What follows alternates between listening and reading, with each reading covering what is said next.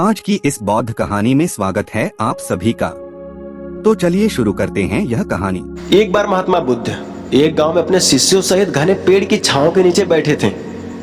आसपास के गांव से बहुत से लोग अपनी मानसिक समस्याएं लेकर महात्मा बुद्ध के पास आ रहे थे। महात्मा बुद्ध उन सबकी मानसिक परेशानियों का समाधान देते थे।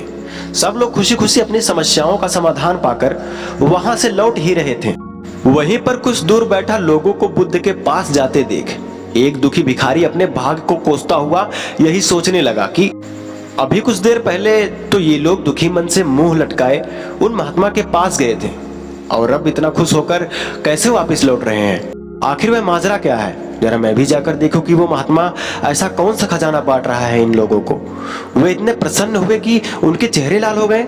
जब वो दुखी भिखारी कुछ नजदीक गया तो उसने देखा कि ये महात्मा तो लोगों को प्रवचन देकर लोगों के दुख को निवारण कर रहा है। यह देखकर भिखारी के मन में भी तीव्र इच्छा हुई कि क्यों ना मैं भी इन महात्मा को अपना दुख बताऊं, मुझे भी अपने दुख का समाधान अवश्य मिलेगा। बस फिर क्या था, समाधान पाने की लालसा लिए भिखारी महात्मा बुद्ध के सामने पहुंचा और हाथ जोड़कर प्रणाम करते हुए बोला, हे महात्मा बुद्ध, मैं भी लोगों की मदद करना चाहता हूँ।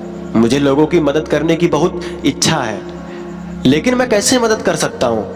मैं बहुत गरीब हूँ, मेरे पास ना तो पैसे हैं और ना ही कोई चीज जिससे मैं किसी की मदद कर सकूं। मैं कोशिश करने पर भी किसी की मदद नहीं कर सकता। मुझे भगवान ने इतना गरीब क्यों बनाया? हे महात्मा, मुझ पर ऐसा कृपा करो। इतना बोलते हुए भिखारी रोने लगा। महात्मा बुद्ध बोले, आप बहुत अज्ञानी हैं, क्योंकि अभी तक इस भ्रम में जी रहे हैं कि तुम्हारे पास कुछ नहीं है, जबकि दूसरों को कुछ देने के लिए तुम्हारे पास बहुत कुछ है। तुम बिना धन और वस्तु के भी दूसरों की मदद कर सकते हो। तुम्हारे पास जुबान है जिससे तुम मीठे शब्द बोलकर किसी के दुखी चेहरे पर मुस्कान ला सकते हो। इन्हीं शब्दों की ताकत से तुम किसी के भी टूटे हौसलों को फिर से मजबूत कर सकते हो। इन शब्दों की शक्ति से आप किसी के भी मन में सकारात्मक विचारधारा की बीज बो सकते हो और उसे गलत रास्ते पर जाने से रोक सकते हो। तुम्हारे दो हाथों से किसी भी कमजोर या लाचार व्यक्ति की सहायता कर सकते हो। आपके दो आंखें किसी अंधे को रास्ता दिखा सकती हैं। तुम किसी के लिए दुआ कर सकते हो। यह हो सकता है कि उनके पूरे काम फिर से हो जाएं। आप किसी के अच्छे स्वास्थ्य की कामना कर सकते हैं, लेकिन अज्ञानतावश तुम अब तक इस बात को समझ नहीं पाए और इस भ्रम में अब तक जी रहे हो कि तुम्हारे पास मदद करने के लिए कुछ भी नहीं है। किसी की मदद करने के लिए धन और वस्तु का होना अनिवार्य नहीं होता।